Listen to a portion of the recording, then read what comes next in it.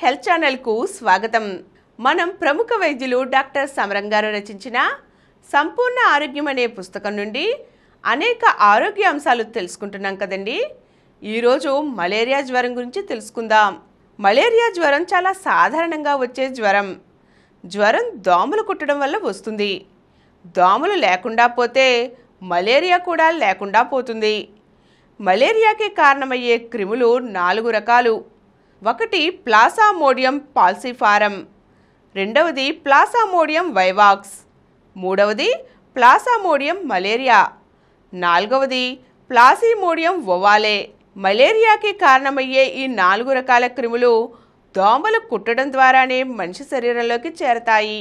శరీరంలో చేరిన క్రిమి వల్ల జ్వరం రోజు రావడం లేదా 2 రోజులకి 4 రోజులకి రావడం ఉంటుంది. మలేరియా వ్యాధి క్రిములు దోమ కుట్టడం ద్వారా శరీరంలో చేరి వారం నుంచి 10 రోజుల్లో చలి జ్వరం మలేరియా కనబడుతుంది. మరికొన్ని రకాల్లో ఇంకా ఎక్కువ కాలం పడుతుంది. మలేరియాలో 3 దశలు కనబడతాయి. మొదటి దశలో గజగజలాడించే చలి, రెండవ దశలో ఒళ్ళు కాలిపోయే జ్వరం, మూడవ దశలో ఒళ్ళు ముంచేసే చెమటలు. చలి దశలో రోగి గడగడా వణికిపోతాడు. చలిలో పళ్ళు కటకటలాడిస్తాడు. చలితో పాటు జ్వరం పెరగడం మొదలవుతుంది. ఆ సమయంలో వాంతులు కూడా అవుతాయి. తలనొప్పి వేధిస్తుంది. కొద్దిసేపట్లో జ్వరం 102 నుండి 105 డిగ్రీలకు చేరుకుంటుంది. సాధారణంగా చలి మొదలై అరగంటలో జ్వరం తీవ్రస్థాయికి చేరుకుంటుంది. జ్వరం పెరగడంతో చలి తగ్గిపోతుంది. వేడి దశలోకి చేరిన తర్వాత రోగి జ్వరతాపాన్ని భరించలేకపోతాడు. సంధి లక్షణాలు కలుగుతాయి.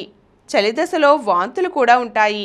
జ్వరం మండిపోయినా 1-2 గంటలకే చెమటలు విపరీతంగా పోస్తాయి. చెమటలు పోయడం మొదలవడంతో రోగి కాస్త తేలికపడి నిద్రలోకి జారుకుంటాడు. ప్లాస్మోడియం ఫాల్సిపారం తరగతికి చెందిన మలేరియా జ్వరంలో స్పష్టంగా ఈ 3 దశలు కనబడవు.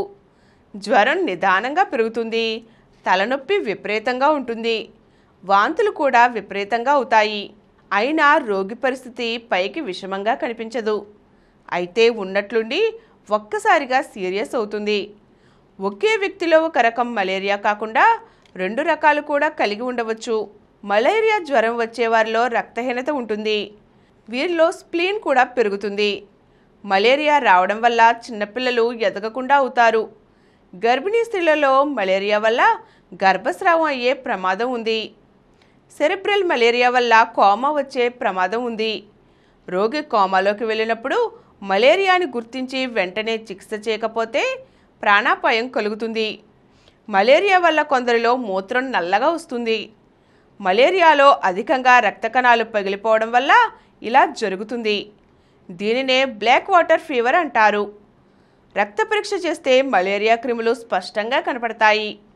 జ్వరం మలేరియాని తేలగానే మలేరియా మందులు వాడాలి. మలేరియాలో చెమటలు విపరీతంగా పోస్తాయి. అందుకని రోగి నీరు ఎక్కువగా తాగాలి. ఈరోజు మనం మలేరియా వ్యాధి గురించి తెలుసుకున్నాం కదండి. వచ్చే ఎపిసోడ్లో మరో అంశంతో మళ్ళీ కలుద్దాం. ఈ కార్యక్రమం మీకు ఎంతో నచ్చింది కదా.